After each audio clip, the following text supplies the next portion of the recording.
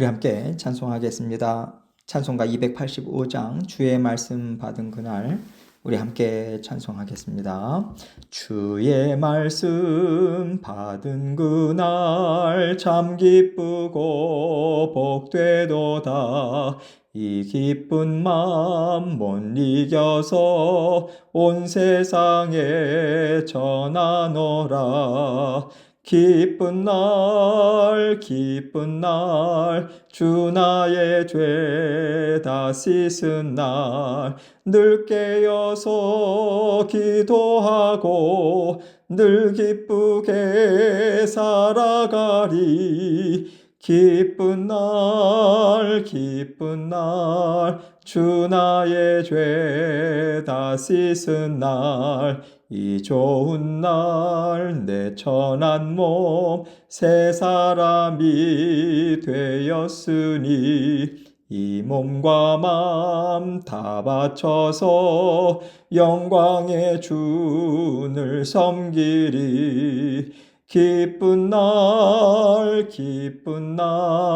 주 나의 죄 다 씻은 날 늘 깨어서 기도하고 늘 기쁘게 살아가리. 기쁜 날 주 나의 죄 다 씻은 날 새 사람 된 그날부터 평안한 마음들 있어서 이 복된 말 전하는 일 나의 본분 삼았도다.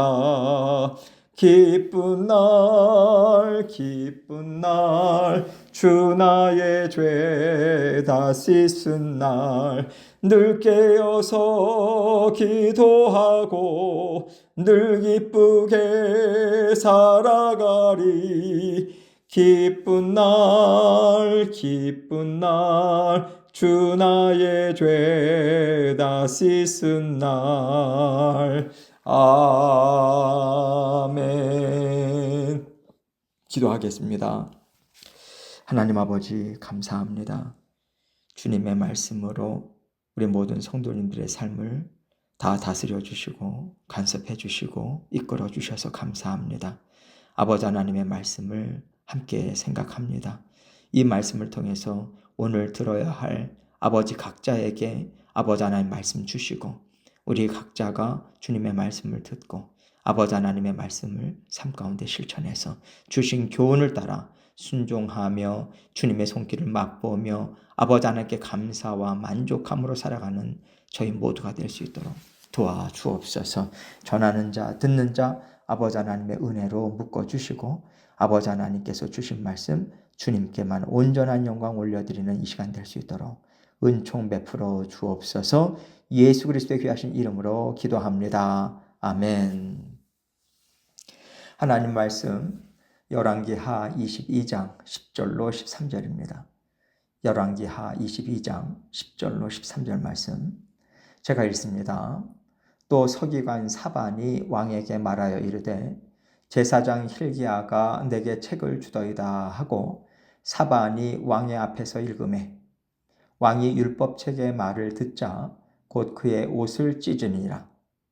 왕이 제사장 hil기야와 사반의 아들 아히감과 미가야의 아들 악볼과 서기관 사반과 왕의 시종 아사야에게 명령하여 이르되 너희는 가서 나와 백성과 온 유다를 위하여 이 발견한 책의 말씀에 대하여 여호와께 물으라.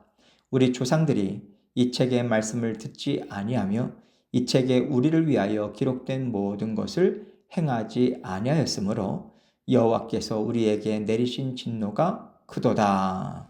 아멘. 오늘 본문에 나오는 왕은 요시야입니다.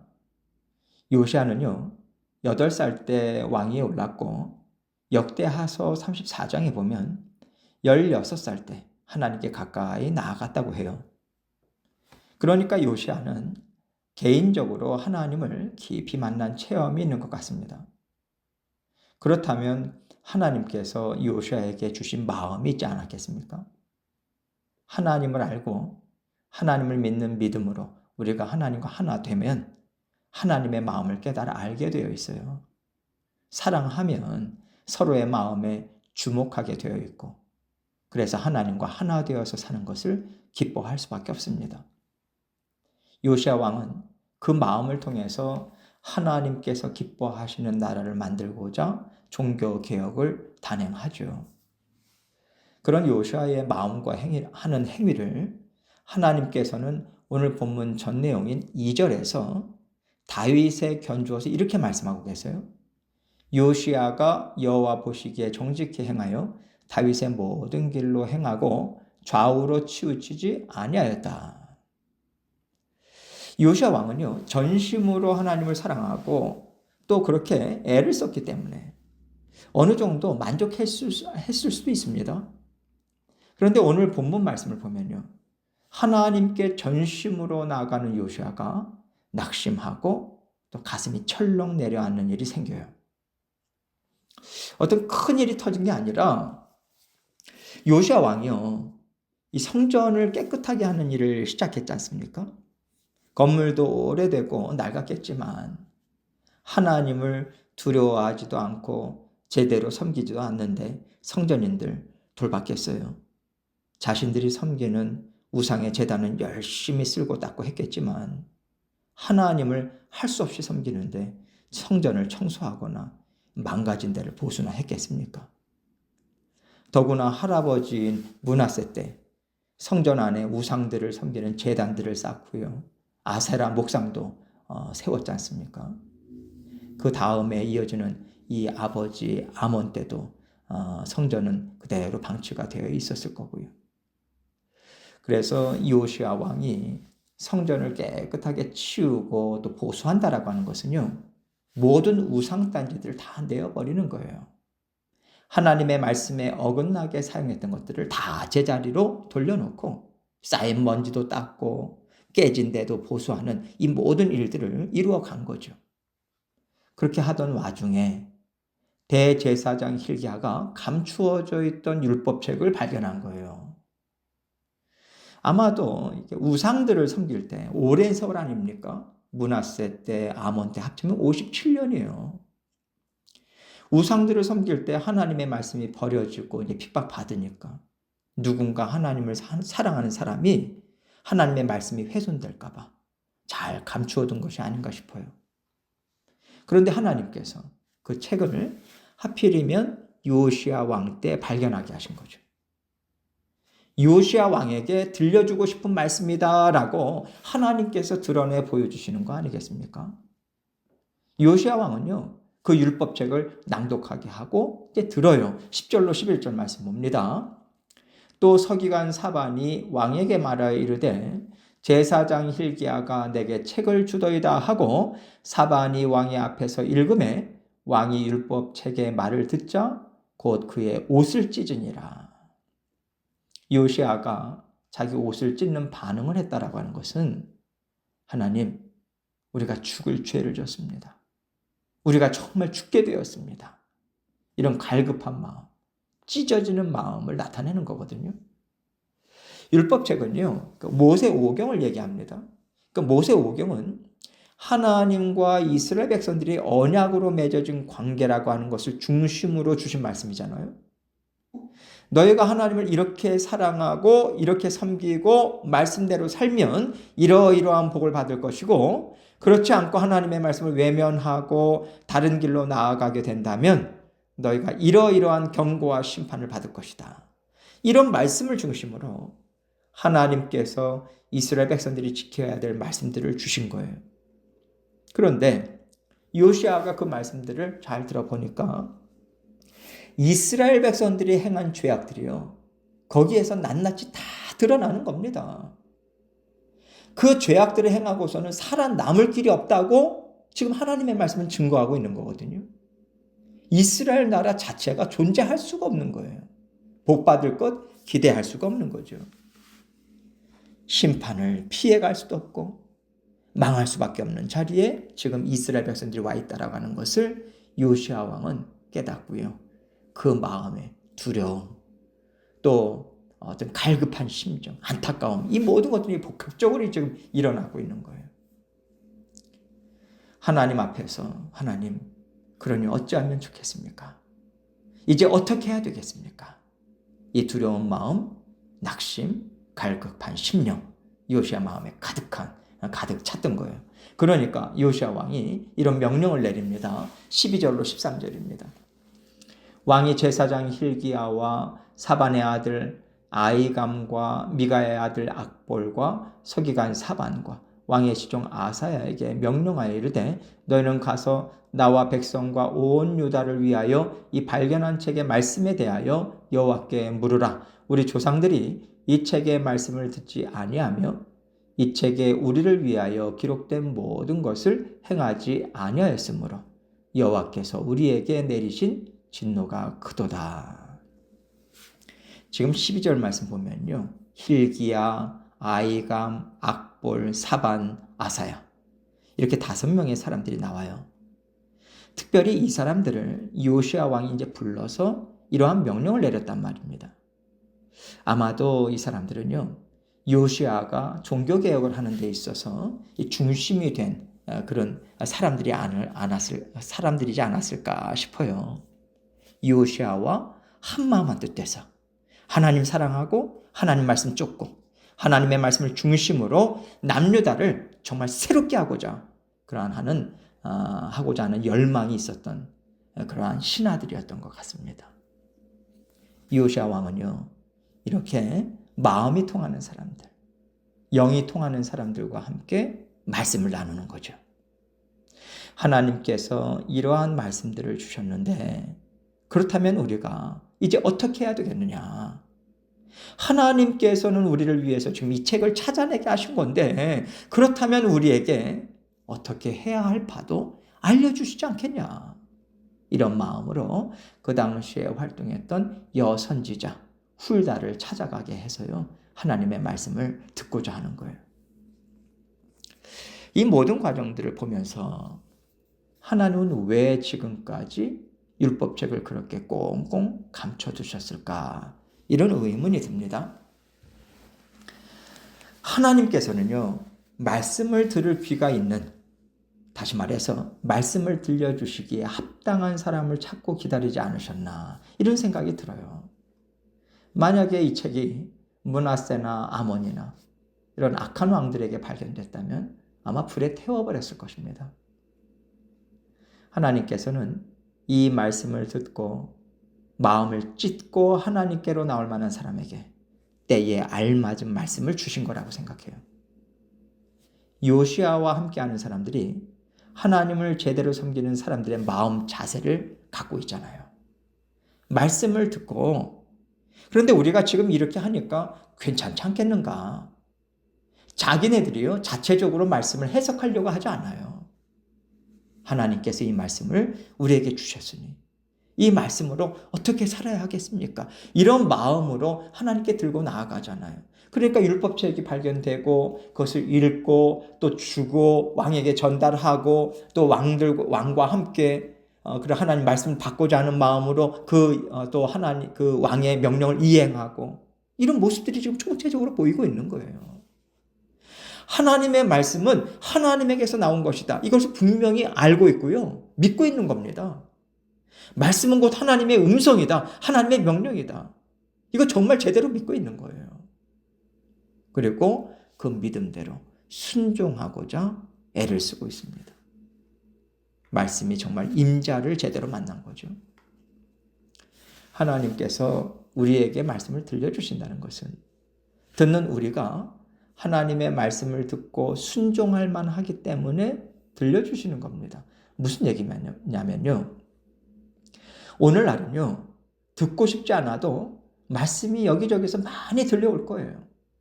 어디서든 말씀을 들을 수 있습니다. 그러나 말씀이 들려올 때 제대로 듣지 않는 사람들은요. 마치 그 말씀이 숨겨져 있는 것과 같아요. 말씀을 듣고자 하고 귀담아 듣지 않는다면요. 말씀이 귀에 들린다고 해서 머리에 남겠습니까? 마음에 남겠어요? 그냥 다 흘려버리는 거예요. 다 내버리는 거예요.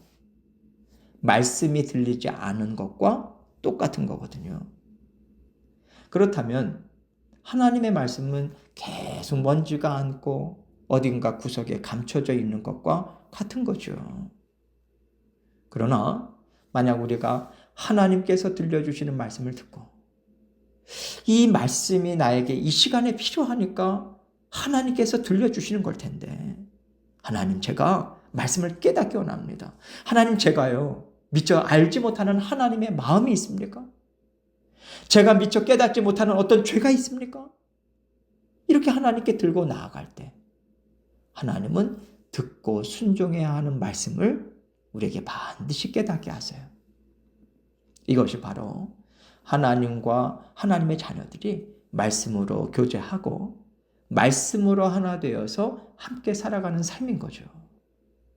이러한 삶을 요시야와 그 일행들이 살아내고 있는 거예요. 하나님께서 요시야에게 말씀을 들려주신 것은 말씀이 아니고서는 내가 어떤 삶을 살고 있는지, 내가 하나님 앞에서 어떤 자녀인지 알 길이 없기 때문에 그래요. 목사인 저나 집사님들이나 모든 성도님들 모두 다 사실 하나님 앞에서 도토리 키재기입니다.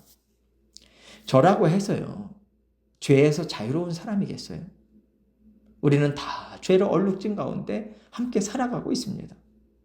그렇기 때문에 우리는 무엇이 죄인지, 뭐가 잘못되어 있는지 분별하지도 못한 채 다 같이 죄된 길로 가고 있을 수도 있어요. 다 같이 죄된 길로 가고 있으면 우리는 잘 살고 있어. 하나님 앞에서 이 정도 하면 되지 뭐. 이렇게 스스로 만족하고요. 스스로 나태하게 살아갈 수 있습니다. 그래서 언제나 하나님의 말씀을 통해서 우리 자신을 들여다봐야 돼요. 그래야만 내가 지금 이런 마음을 갖는 것은 죄를 쫓아가는 마음이구나. 이걸 알 수 있습니다. 그렇지 않으면요, 우리는 사람의 본성을 너무 편안하게 좋게 볼 수 있어요. 그래서 하나님 앞에서 잘 살고 있느냐 못 살고 있느냐, 이것은요 죄성을 가진 사람들이 스스로 분별하고 판단할 수 있는 게 아닙니다. 그래서 우리가 항상 말씀의 귀를 기울여야 되는 것이고요. 어떤 일을 하든 항상 말씀을 통해서 하나님의 음성을 듣고 세상과 구별되게 일을 행하고자 우리는 애써야만 하는 거죠. 사람끼리 의논하고 좋다 한다고 해서 이것이 하나님의 뜻을 이루어가는 게 아닙니다. 하나님께서 세상의 어떤 모임과 구별되게 주의 몸된 교회를 세워주셨거든요. 그렇다면 교회 안에서 하나님의 뜻을 이루기 위해서 교회를 함께 이루어갈 때도요, 이 사람은 이걸 좋아해, 저 사람은 저걸 잘해, 이런 거 가지고 하나님의 일을 의논하고 결정할 수는 없는 거예요. 우리는 전심으로 다 같이 하나님의 말씀을 들어야 돼요. 그 말씀을 통해서 우리의 마음, 생각, 뜻, 우리가 이루고자 하는 일들 하나님께 다 올려드려야 돼요. 우리의 생각 남김없이 하나님께 올려드리고 하나님의 뜻을 여쭈어야 합니다. 그럴 때 하나님께서 우리에게 주시는 마음이 있어요. 하나님께서 우리에게 드러내 보여주신 뜻이 있습니다. 그것으로 응답을 받는 거예요. 마음의 확신을 함께 갖고 서로 의논하면서 또 하나님의 음성을 서로 확인하고 하나님의 응답을 확인하고 하나님의 인도하시는 대로 한 걸음씩 따라 순종하는 것. 여러분, 이것이 교회의 일을 함께 이루어가는 절차가 되어야 하는 것입니다. 언제나 하나님의 말씀에 초점을 맞춰서 하나님의 뜻과 마음으로 한 마음 한 뜻이 되어야 되는 거예요. 하나님의 말씀을 떠나서는요, 우리는 옳고 그른 것 구별할 수 없습니다. 하나님께서 때를 따라 우리에게 말씀을 주세요. 그 말씀을 듣지 않으면요, 이때에 하나님께서 원하시는 뜻이 무엇인지, 저 때에 하나님께서 이루기를 원하시는 뜻이 무엇인지 우리는 결코 알 수 없어요. 그렇다면 때를 따라서 일을 이루시는 하나님을 우리는 쫓아갈 수 없는 거죠. 쫓아갈 수 없다라고 하는 것은 우리는 하나님이 원하시는 길에서 벗어날 수 있다는 얘기입니다. 이것을 우리는 기억해야 돼요.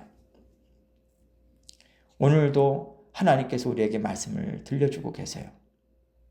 하나님의 말씀을 오늘 듣는 과정 가운데 어떠한 말씀이 또한 어떠한 하나님의 마음이 여러분 심령을 울리고 계십니까? 하나님의 마음 붙들고 하나님의 말씀 붙잡고 오늘도 하나님 앞에서 여쭈면서 주님과 함께 힘있게 동행하시는 저와 여러분이 되시기를 주님의 이름으로 축원합니다. 함께 기도합니다. 하나님께서 말씀이 우리의 삶의 빛이 되어서 내 발의 등불이 되어서 한 걸음 한 걸음 비추면서 또 인도해 주고 계세요. 잘 듣고 잘 따라가야 합니다. 이 마음 하나님 앞에 먼저 올려드리고 또 각자 기도 제목 가지고 주님 앞에 나아가도록 하겠습니다. 기도하시겠습니다. 기도하시겠습니다.